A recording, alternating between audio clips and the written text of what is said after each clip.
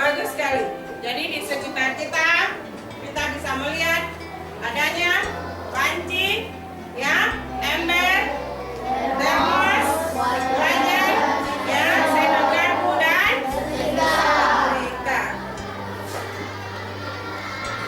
Nah, kemudian alat-alat tersebut juga dibuat dari berbagai macam jenis bahan. Nah, kira-kira bahan apa saja yang mendukung untuk membuat alat-alat tadi?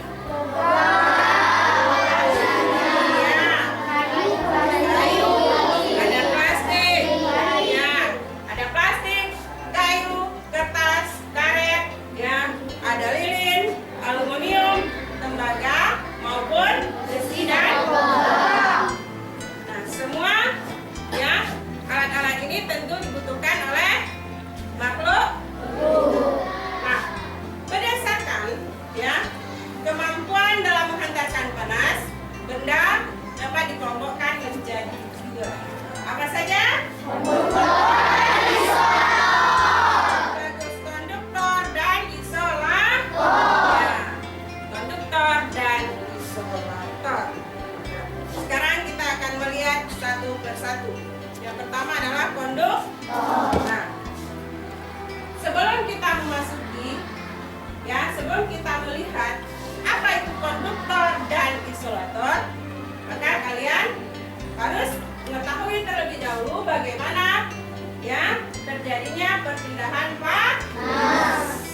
Nah, siapa tahu bagaimana cara terjadinya perpindahan panas?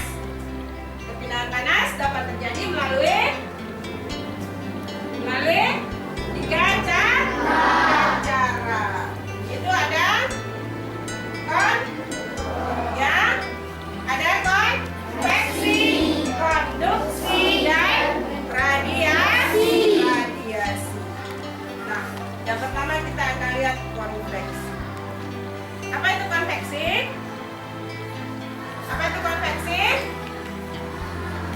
Konveksi adalah perpindahan panas yang terjadi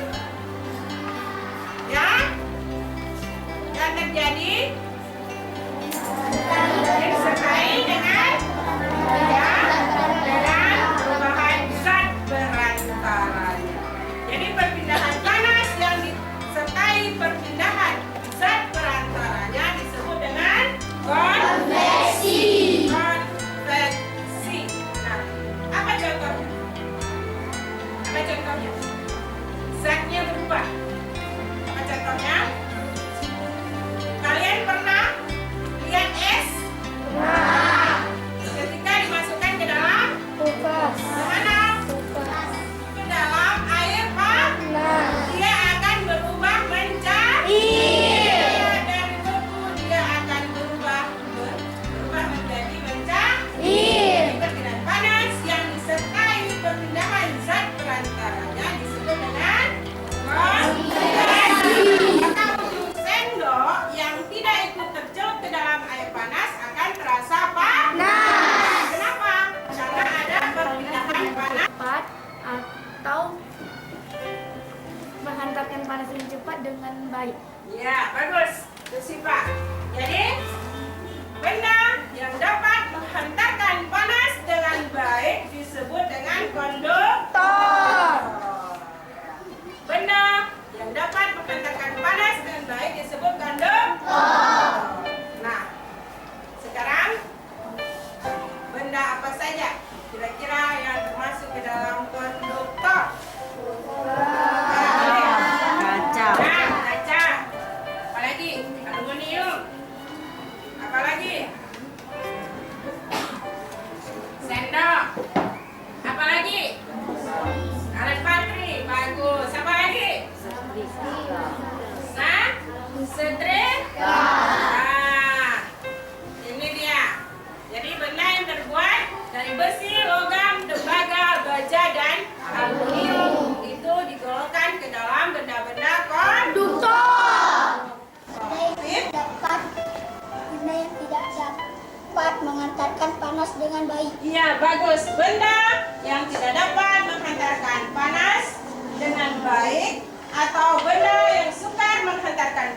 disebut dengan isolator. Ya. Nah, sekarang kita akan lihat benda apa saja yang bisa digolongkan ke dalam isolator. Rosipa. Ya, boleh kain, karet, ya kan?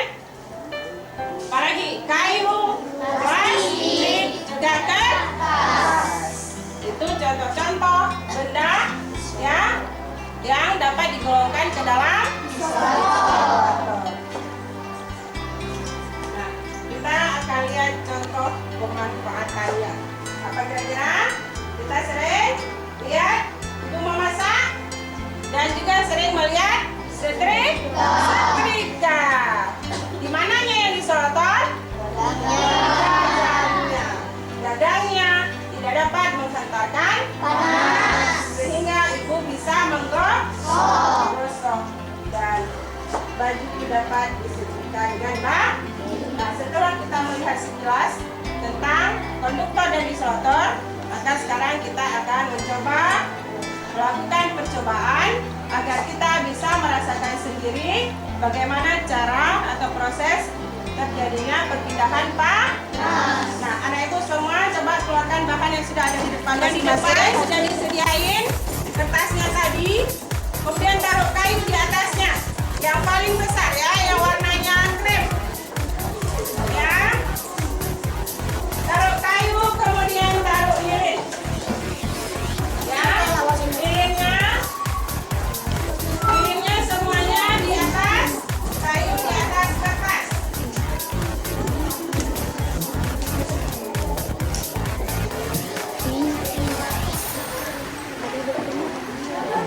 Sudah semuanya kayu di bawah, kemudian lilin. Kayunya.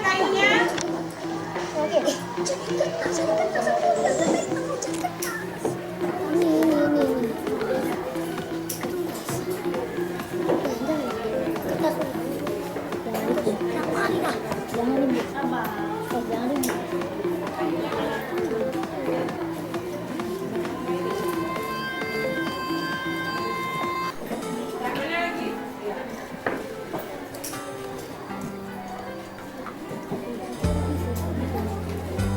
Setelah menyala lilinnya,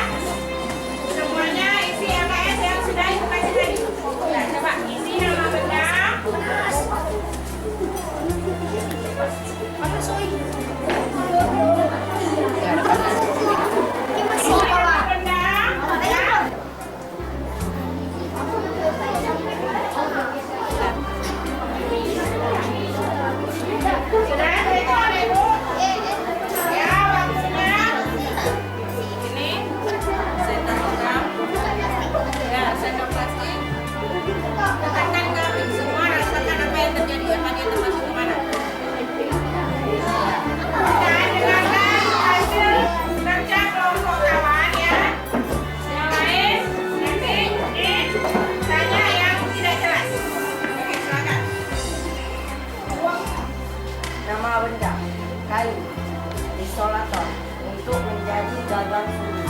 Ya. Terus Logam, jenis benda konduktor, untuk membuat panci. Kaca, jenis benda konduktor, untuk membuat tutup oven. Setrika, jenis benda konduktor, untuk merapikan pakaian. ya. Oke, terima kasih. Semua kelompok Andre, lanjutkan lagi. Ya, semua kelompok. Andre, Melun, ya, Mawar, Jempol, Kamboja, ya semuanya. Ya.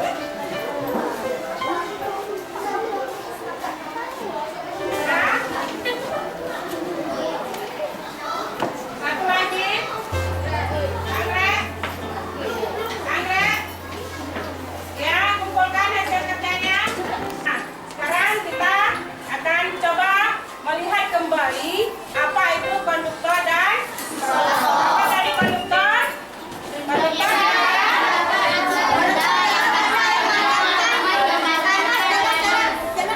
ya, benda yang dapat menghantarkan panas dengan baik disebut dengan konduktor. Kemudian isolator, apa itu isolator? Ya, benda yang tidak dapat menghantarkan panas dengan baik disebut dengan isolator. Jadi ada benda yang memiliki sifat konduktor dan isolator. Nah, yang pertama kita lihat dulu ada wajah. Ada konduktor dan isolator. Bagian konduktor adalah bagian dasarnya, sementara gagangnya terbuat dari isolator. Konduktor adalah bagian dasar dari setrika. Ya. Nah, selanjutnya ada termos. Nah, termos. Yang mana konduktornya? Yang mana? Cermin yang ada di dalam termos. Nah, cermin yang ada di dalam termos disebut dengan konduktor, sementara bagian luarnya adalah isolator. Nah, tadi kita lihat, ya. Nah, sekarang kita akan coba lihat bagaimana